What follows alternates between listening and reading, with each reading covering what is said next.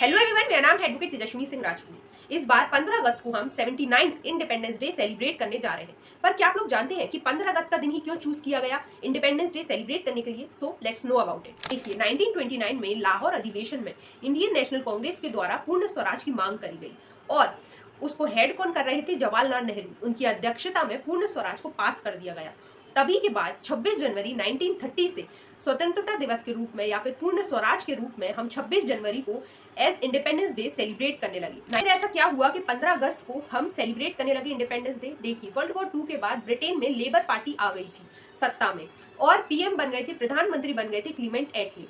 और देखते ही देखते ये तो पता चल ही गया था कि 1947 तक हमारा भारत आजाद हो जाएगा और 1946 को कैबिनेट मिशन भी भेजा गया था। क्लीमेंट एटली और उनके कैबिनेट्स ने ये डिसाइड किया कि 30 जून 1948 तक हम इंडिया को पूरी तरीके से पावर दे देंगे, पूरी तरीके से ट्रांसफर कर देंगे पावर और इंडिया के जो लोग हैं वही इंडिया की सरकार चलाएंगे। तो ब्रिटेन सरकार ने इंडिया में वॉइस रॉय माउंटबेटन को भेजा ताकि वो ट्रांसफर ऑफ पावर्स कर सकें। 21 फरवरी 1947 को जब वो आए तो उनको एक अल्टीमेटम दिया गया कि 6 महीने के अंदर 30 जून 1947 तक आपको किसी भी हाल में ट्रांसफर करनी है पावर इंडिया को।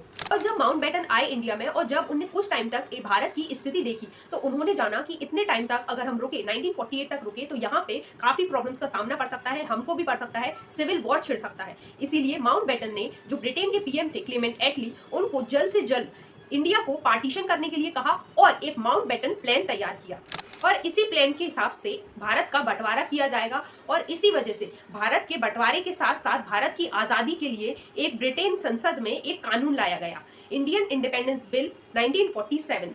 4 जुलाई को बिल पेश किया गया, 18 जुलाई को ये बिल पास हो गया और रॉयल एसेंट का सिग्नेचर मिल गया। 2 देशों के पार्टीशन पर साइन किए गए और प्रिंसली स्टेट से कहा गया कि वो चाहे तो इंडिपेंडेंट हो सकते हैं या फिर वो चाहे तो इन दोनों देश में से किसी भी देश का हिस्सा बन सकते हैं। इसके अलावा अगर 15 अगस्त की बात की जाए कि ये दिन क्यों चुना गया, 15 अगस्त का दिन माउंटबेटन के द्वारा चुना गया। उनका कहना था कि 2 साल पहले 1945 को जापान ने वर्ल्ड वॉर 2 के टाइम पर सिलेंडर कर दिया था और फाइनली वर्ल्ड वॉर 2 फाइनली खत्म हो चुका था पूरी तरीके से, एक तरीके से फ्रीडम मिल गई थी पूरी दुनिया को, इसीलिए 15 अगस्त का दिन चुना गया। आई होप आप लोगों को वीडियो इन्फॉर्मेटिव लगी। ऐसी वीडियोस देखने के लिए प्लीज फॉलो तेज को।